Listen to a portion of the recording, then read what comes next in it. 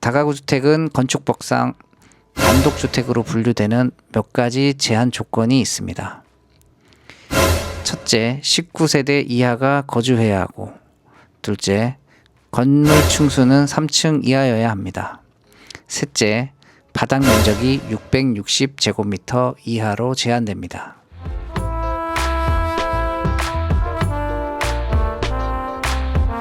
대표님들 안녕하세요. 중개사 헌또입니다. 오늘은 많은 분들이 헷갈려하는 다가구 주택과 다중주택 차이점을 확실하게 알아보도록 하겠습니다. 용어부터 정리해 보겠습니다. 다가구 주택은 한 건물에 여러 세대가 살지만 등기부 등본상으로는 한 세대로만 등록되는 주택이고 각 방 안에 취사시설이 독립적으로 설치되어 있는 구조입니다. 반면에 다중주택은 다가구 주택처럼 등기부 등본상으로는 한 세대로 등록되어 있지만 학생이나 직장인 등 여러 명이 거주하면서 주방 같은 취사시설은 공동으로 사용하는 주택입니다. 우리가 흔히 알고 있는 하숙집이나 고시원 같은 형태가 바로 다중주택입니다. 다가구 주택은 건축법상 단독주택으로 분류되는 몇 가지 제한 조건이 있습니다. 첫째, 19세대 이하가 거주해야 하고, 둘째, 건물 층수는 3층 이하여야 합니다. 필로티 주차장, 지하층은 제외입니다. 셋째, 바닥 면적이 660제곱미터 이하로 제한됩니다. 반면에 다중주택도 건축법상 단독주택이지만 취사시설은 공동 사용하는 구조입니다. 세대마다 방과 욕실은 독립되어 있지만 주방을 같이 쓰는 게 가장 큰 차이입니다.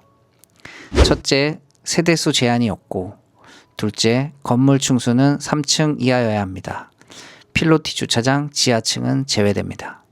셋째, 바닥 면적 660제곱미터 이하로 제한됩니다. 실무에서 가장 자주 물어보는 부분이 주차장 설치 기준입니다. 주차장 설치 기준은 건축법이 아니라 주차장법 및 각 지자체 조례에 따라 정해집니다. 대전광역시 조례 기준으로 말씀드리겠습니다.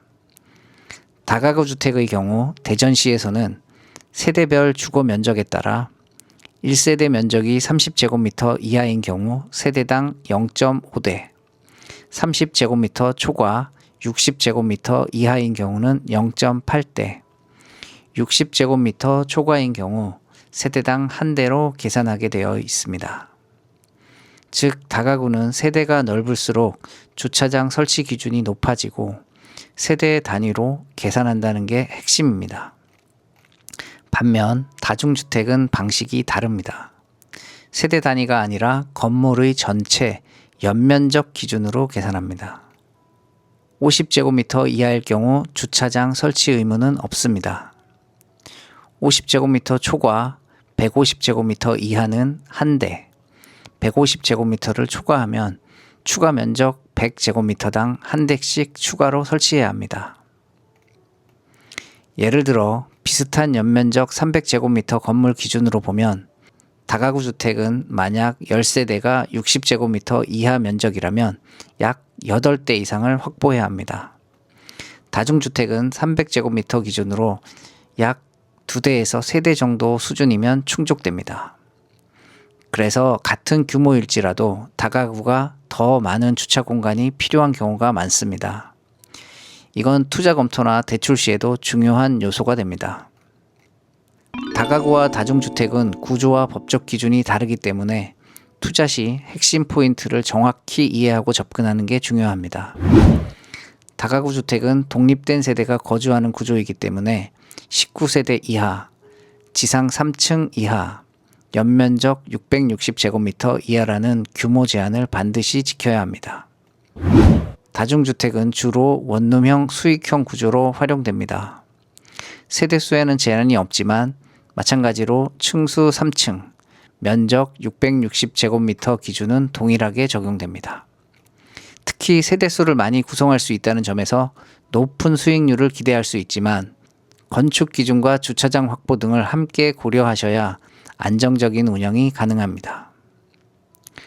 결국 두 유형의 구조적 차이를 제대로 이해하면 수익률, 건축 리스크, 법적 분류에 따른 허용 범위까지 정확하게 판단하실 수 있습니다. 어떤 다중주택이 각 방마다 독립적인 취사시설이 포함된 구조로 되어 있다면 이는 원칙적으로는 불법입니다. 다중주택은 공동 취사 구조가 기본이기 때문에 각 방에 개별 취사시설을 설치하는 건 법적으로 허용되지 않습니다. 다만 현실적으로는 수익률을 고려해 많은 다중주택에서 취사시설을 개별 설치하는 경우가 많고 지자체에서 단속을 하는 경우가 드뭅니다. 만약 행정지도가 들어올 경우 취사시설을 제거하거나 공동취사시설 형태로 일부 구조를 조정하면 충분히 대응이 가능합니다. 따라서 너무 크게 우려하실 필요는 없지만 초기 설계나 리모델링 단계에서 이 부분을 염두에 두시면 훨씬 안정적인 투자 운영이 가능합니다. 오늘 영상이 다가구 주택과 다중주택을 이해하는데 도움이 되셨길 바라봅니다. 비슷해 보이지만 기준을 정확히 알면 명확하게 구분할 수 있습니다.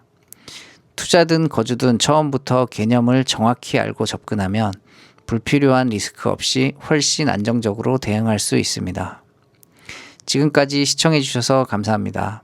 앞으로도 부동산 실전에 꼭 필요한 정보들로 찾아뵙겠습니다. 도움이 되셨다면 구독과 좋아요 부탁드립니다. 지금까지 중개사 헌또였습니다. 감사합니다.